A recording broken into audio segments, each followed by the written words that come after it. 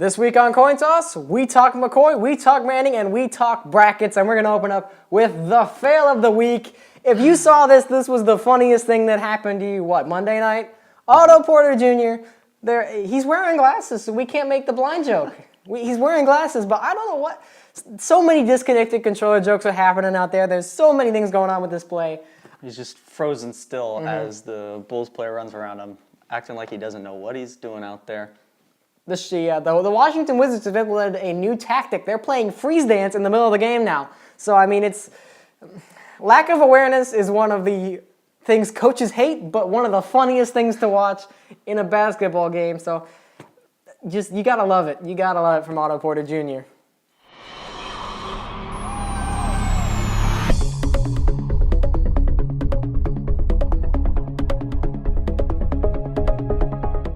What's going on, guys? Welcome to Coin Toss. My name's Ken. You can follow me on Twitter at *7770. He's Jarrod. You can follow him on Twitter at Razzleberry. And this is Coin Toss. We got some great episode lined up for you today. We're going to be talking about the NFL, LeSean McCoy, Peyton Manning, and an NCAA bracketology preview. So it's something you guys definitely want to miss. If you guys like this, give that a like video. Give this hit a subscribe up.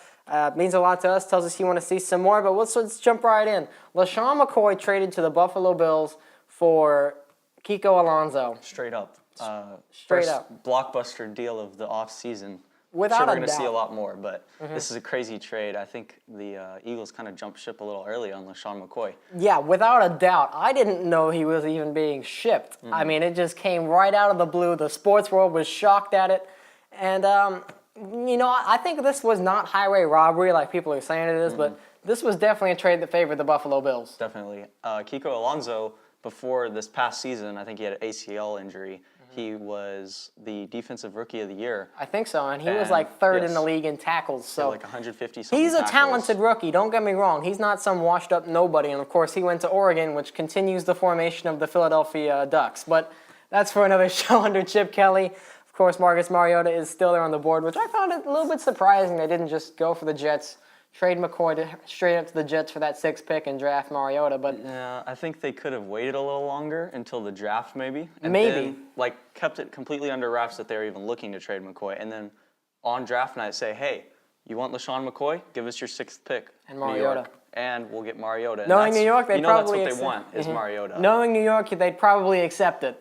I wouldn't take McCoy for Mariota, but the Jets will if that happened. But of course it won't.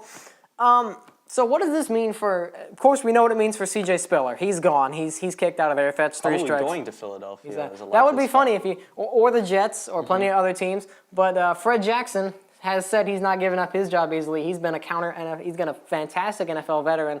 I would not leave it out that he'd be traded. He could be, but I think they keep him just for the veteran presence in that backfield. But I think I don't think there's any chance Fred Jackson keeps the job versus LeSean he's not going to keep the McCoy. job versus LeSean McCoy, but he might be the best Geico insurance agent in the NFL. I think so. For Philly, where do you go next at running back? I look at C.J. Spiller, or sitting there at 20, they could easily grab Todd Gurley. I think he'll fall, or Melvin Gordon. Either one would be a good fit. Melvin Gordon is a little more like LeSean McCoy in terms of speed. I hear him being compared to Jamal Charles, which is a big comparison. That is a very big comparison. He could have a great career. I think they could look at him, or again, C.J. Spiller. Mark Ingram is on the market. This running back class in the draft is one of the deepest we've had in a while. So I think if you're going to get on board a running back in the draft now, is definitely the time to do it. But we go to the other news that happened today. Peyton Manning is officially back, to the delight of all Broncos fans everywhere, and he's going to be taking it at $4 million a year less. So, what does it mean to someone who's not a Broncos fan, as they've clearly stated, for Peyton Manning coming back for another year, another go at it? It just means I get to laugh at him fall on his face in the AFC Championship all over again. Well, see, they're $4 million cheaper. So, maybe they go out and sign like a Vince Wilfork or somebody, Of course, Wilfork got cut earlier this morning by the Patriots. I think he's a bargain buy for them if they don't want to re-sign Terrence Knighton. But this definitely frees up money in the cap space for a guy, to revamp that offensive line. Rodney Hudson, Mike Iupati, who just, for some reason, he sounds like he makes potatoes. I don't know why. I just relate Mike Iupati to potatoes. I don't know why. I'm sorry, Mike Iupati, if you're watching this, but whenever I think of you, I think of potatoes. Also, the Patriots, and you mentioned cutting Vince Wilfork. All the moves they've made so far allude to Darrelle Revis not wanting to take a cut in payment. He's making $25 million right now. And I could see him. I expected to stay that way. To restructure that. I expected to stay that way. That goes back to one of our last episodes where we talked about Revis staying or going. Which, if you haven't watched that, you should go watch that episode. You said that he was going to go him at a lesser price. I said he's all about the money right now, and it looks like he's all about the money. You talk about the Patriots using the franchise tag on their kicker in the definition of that's what the Patriots do. It seems like they're going to let Devin McCourty walk. Yeah, I think they should not listen to Darrelle Revis, honestly. I think you don't pay him $25 million. Think of what they could do with that kind of money. I mean, you proposed Ndamukong Suh on the Patriots, which if the NFL and the New England Patriots didn't need enough controversy, Ndamukong Suh, let's join forces with you. The Patriots like guys who are hard-nosed. I don't know if they like the whole publicity and Ndamukong Suh Suh stuff. I noticed I've seen Suh's name spelt out with a dollar sign for the S. Detroit really wants him back. I think so. I think he ends up going to Indianapolis. Indianapolis, that's an interesting destination. I still kind of like the Pittsburgh Steelers. I think they're an underdog for Suh. But we got off topic. Back to Peyton Manning. Of course, there's a lot of things you can do. $4 million doesn't seem like that much, but that's a $16 million signing bonus over 4 years, which might be enough to lure a Devin McCourty or a middle linebacker, or Bruce Carter, or an offensive lineman back to Denver. So, do you think Peyton has it left in the tank to give it one run? No quarterback has ever won a Super Bowl at age 39 or above. Does he take Elway's spot as the oldest quarterback to ever win a Super Bowl? Do you think he has enough left in the tank to do that? I don't think he does. I think he's going to try his hardest. Don't get me wrong, but I don't think he's going to end out on top. I think if he has that left in the tank, the Broncos can win the Super Bowl this year. They definitely have enough talent. I think they're going to make quite a few good moves in free agency. And I think if Peyton really does have enough in the tank, which it's uncertain because all the injury stuff messed up, you don't really know with Peyton Manning. But I think he has one more go in him. And it'll be really interesting to see how this season plays out in Denver because it's probably going to be Peyton Manning's last. I think even if he doesn't walk away with a Lombardi Trophy, I think it'll be his last year. So savor it while you can, Broncos fans. But now we get to the main part of the show, bracketology. It's that time of year again. Selection Sunday is coming up, and the March tournament is upon us. We're going to tell you who our first seeds are. We're going to tell you our second seeds. We're going to tell you the last four in and the first four out of the NCAA tournament. So let's start with the number one seed. Does this need saying? Kentucky. 30-0. Moving along, we go to Virginia, who 29-1, I believe. Only one loss. And you talk about their quality wins. They definitely have a lot of quality wins. Of course, their one loss being to Duke on the road. But you talk about wins over Maryland, wins at Notre Dame, at North Carolina, against Louisville. They've won the ACC again for the second straight year, joining North Carolina and Duke as the only teams to do that in the ACC. So they're definitely a first seed for me. Not necessarily a number 3 seed, but another first seed for me is Duke. I think they have Coach K on their side. You never doubt him, of all people. I think they are one of those teams that could maybe beat Kentucky. I think they are definitely. If they have a good day. They alongside Villanova. I think that was definitely shown in the game against Georgia they played, because Georgia was up by 9 or 10 on them at least twice. So Kentucky, beatable team. They are unbeaten, but they are not invincible by any means. And if you catch them on a bad night, they can be beaten. I think Georgia provided the blueprint of it. You've got to take their bigs out and then pound the paint on them. But back to Duke, 27-3. Their 3 losses are at NC State, at Notre Dame, and 1 loss at home to Miami. There was a little bit of a rough 3-game stretch, but apart from that, it's been smooth sailing. They've won against Michigan State. They've won at Wisconsin. They've won at Louisville. They've won at Virginia. They've beaten Notre Dame and North Carolina. So it's definitely a very sound resume and a 15.8 scoring margin. Even if they didn't win the conference, this is a definite first seed. Next is Arizona. Arizona, because of course. I think they don't have as good of a resume, but they're still 26 and 3. So they still have a good record. Not as many big-time wins. I think their highest-seeded win was versus Utah, ranked 8. Yeah. But their losses haven't been terrible losses versus Arizona State. That's a rivalry game. Here's something to note. They are undefeated at home this year, but all of their losses have been to teams outside of the top 50 RPI, which scares you a little bit, but still, 26 and 3, a 16.9 scoring margin, and even if the Pac-12 isn't what it once was, it's still a very good conference to play in. So, I mean, that first seeds, we've got 2 teams from the ACC. ACC is without a doubt the strongest conference in college basketball. It's the SEC of college basketball. It is the SEC of college basketball, and I think all 4 of these first seed teams are worthy of it. There are also a few second seed teams that are worthy of first seeded. Let's talk about our second seed with the Wisconsin Badgers.